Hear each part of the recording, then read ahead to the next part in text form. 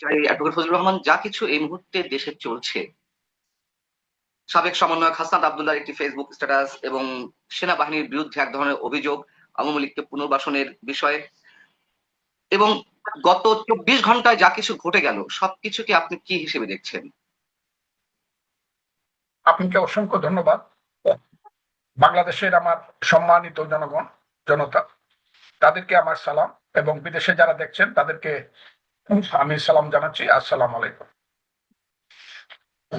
আমি গত রাতেও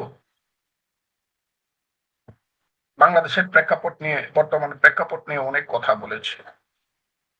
সেটা বিদেশের একটা চ্যানেলে। আজকে আপনি আমাকে জিজ্ঞেস করছেন, আমার এগুলো বলতে আর ইচ্ছা করে না, ভালো লাগে না। এইরকম একটা দেশ স্বাধীনতার ৫৪ বছর পরে আমি দেখব আমার এই বয়সে, এইটা যদি আমার কল্পনার মধ্যেও থাকতো, তাহলে মুক্তিযুদ্ধে যাওয়ার আগে আমি ১০০ বার চিন্তা করতাম মুক্তিযুদ্ধে যাব কিনা। আমি এই দেশ কোথাও দেখি না যে একটা দেশের কয়েকজন যুবক, ২, ৩, ৪, ৫, ৬, ৭, ৮, ৯, ১০ই হইল, তারা যে সব কথা বলে, এটা একটা দেশ। এই দেশে ১৮ কোটি মানুষ আছে। এই দেশে তাদের ছোট ভাই আছে, সমসাময়িক বন্ধু আছে, তাদের বড় ভাই আছে, তাদের মা বাবা আছে, এবং মা বাবার চেয়েও অনেক বয়সে বড় মানুষ আছে। তারা এটা চিন্তাই করে না এই দেশে কারা আছে। তারা মনে করে তারা এই দেশের শেষ কথা।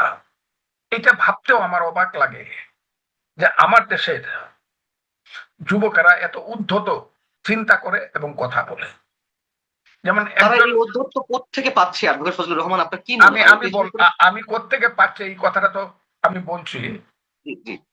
প্রথমত, একজন বলেছেন, তিনি কিন্তু এখন সরকারি এমন একটা অফিসে বসে আছেন, যেটা হলো এই দেশের সর্বোচ্চ অফিস, উপদেষ্টা মন্ডলী অফিসে। উনি একজন উপদেষ্টা, বয়সে যাই হোক, কিন্তু একজন উপদেষ্টা। তাকে কথা বলতে হলে সেইভাবেই বলতে হবে, এবং তার সমস্ত কথাগুলোর মধ্যে সরকার এবং রাষ্ট্রের দায়িত্ব আছে।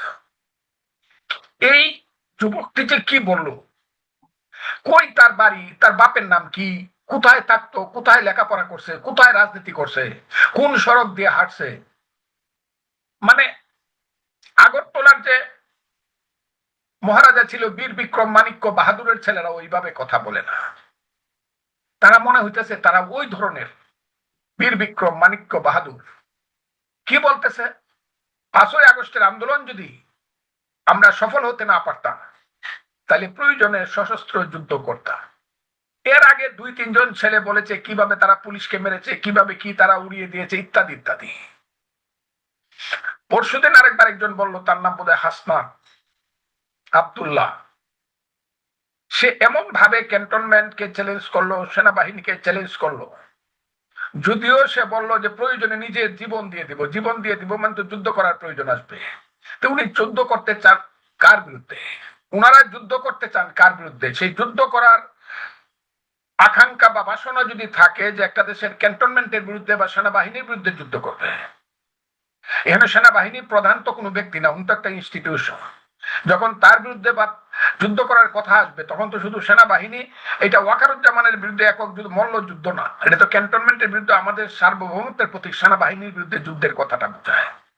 তারা এত সাহস কোত্থেকে পায়? কারা তাদের পিছনে আছে? দেশটাকে তারা কোথায় নিতে চায়?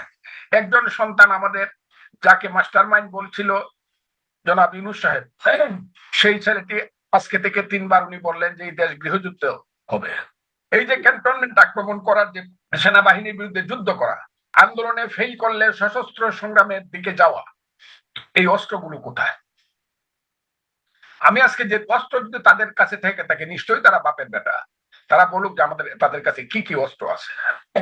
আর তারা যদি না বলে, তারা যদি সেই গোপন অস্ত্র দিয়ে যুদ্ধ করতে চায়।